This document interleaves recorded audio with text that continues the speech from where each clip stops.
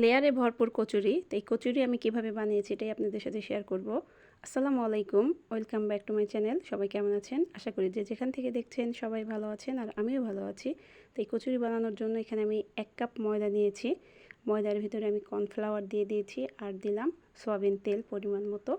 এরপরে আমি এই ময়দার মিশ্রণটা সয়াবিন তেলের সাথে খুব ভালোভাবে মাখিয়ে মিশিয়ে নিব, যেন আমার একটা ডো তৈরি করতে খুব সুবিধা হয়। তারপরে হালকা হালকা পানি দিয়ে আমি এটা মেখে মেখে নিব, একবারে পানি দিব না, অল্প অল্প পানি দিব। তারপরে একটা ডো তৈরি হয়ে গেছে, দেখেন খুব সুন্দর একটা ডো হয়ে গেছে। একটা সাইডে রেখে দেব। এখন আমি একটা তরল লিকুইড বানিয়ে নিব ময়দা আর কর্নফ্লাওয়ারের সাহায্যে। এখন ময়দা কর্নফ্লাওয়ার পানি দিয়ে আমি একটা লিকুইড বানিয়ে নিয়েছি। এখন আমি এখানে কচুরির যে পুরটা সেটা বানিয়ে নেওয়ার জন্য পেঁয়াজ আর কাঁচামরিচ তেলের মধ্যে দিয়ে একটু নেড়ে চেড়ে তার ভিতরে হলুদের গুঁড়ো, মরিচের গুঁড়ো, লবণ আর গরম মশলার গুঁড়ো দিয়ে দিয়ে একটু নেড়ে চেড়ে নিব। এরপরে আমি সেদ্ধ করে রাখা আলুটা এর ভিতরে দিয়ে ভালোভাবে একটু ভেজে নেব। এটা সফট হবে, দেখেন কতটা সুন্দর হয়েছে পুর। এদিকে আমার এই আটার ডোটাও খুব সুন্দর সফট নরম হয়েছে। এখান থেকে আমি কয়েকটা লেচি কেটে নিব। তো এখান থেকে আমার 6টা লেচি হয়েছে, 6টা থেকে আমার 12টা কচুরি হবে। তো একটা বানিয়ে আমি দেখিয়ে দিই কীভাবে বানাই।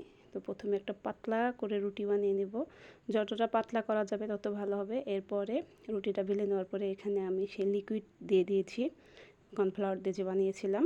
এরপরে এটা দিয়ে খুব ভালোভাবে মাখিয়ে নিয়ে দেখেন পরোটার মতো করে 2 সাইড থেকে দিয়েছি। আবারও আমি সেই লিকুইডটা দিয়ে দিলাম। এরপরে আবারও একটা ভাঁজ দিয়ে নিব। তো আমার ভাঁজ দেওয়াগুলো অবশ্যই আপনারা দেখতে পাচ্ছেন। তো এইভাবে ভাঁজ দিয়ে নেবেন, তাহলে লেয়ারগুলো খুব সুন্দর আসবে। এরপর একটু বেলে নেব, একটু বেলে চ্যাপটা করে নেব। চ্যাপটা করে নেওয়ার পরে আমি হাত দিয়ে আবার একটু মুড়িয়ে মুড়িয়ে সুন্দরভাবে একটা শেপ দিয়ে নেব। এই যে দেখেন কত সুন্দর হয়েছে। চাকু দিয়ে আমি মাঝখান থেকে কেটে নেব। এরপরে 2টা হয়ে গেছে।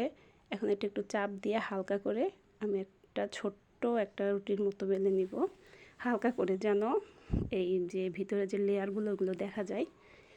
তো এখানে এইভাবে ছোট্ট করে নিয়ে নিয়েছি। বেশি চাপাচাপি করবেন না।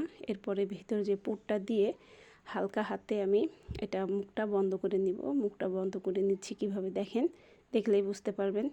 এই তো ঠিক একইভাবে আমি সবগুলোই বানিয়ে নিয়েছি। এই যে সবগুলো কচুরি।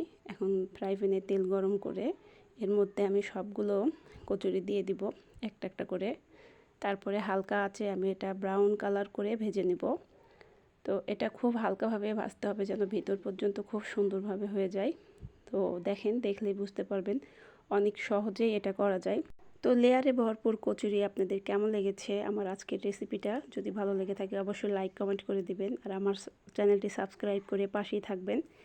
তো দেখেন এই সুন্দর মতো ব্রাউন কালার হয়ে গেছে, এইভাবে ভেজে নেবেন। এটা কিন্তু খুব সহজেই বানানো যায় আর অল্প উপকরণ দিয়েই সবগুলো বানানো যায়।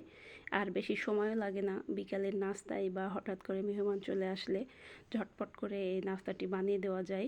কচুরি, এই কচুরি দেখেন খুব সুন্দরভাবে হয়ে গেছে। আমি এটা এখন উঠিয়ে আপনাদের দেখিয়ে দিচ্ছি যে কেমন হয়েছে। এই তো বানানো হয়ে গেছে লেয়ারে ভরপুর কচুরি, মুচমুচে নরম লোভনীয়। তো সবাই ভালো থাকবেন, সুস্থ থাকবেন। আল্লাহ হাফেজ।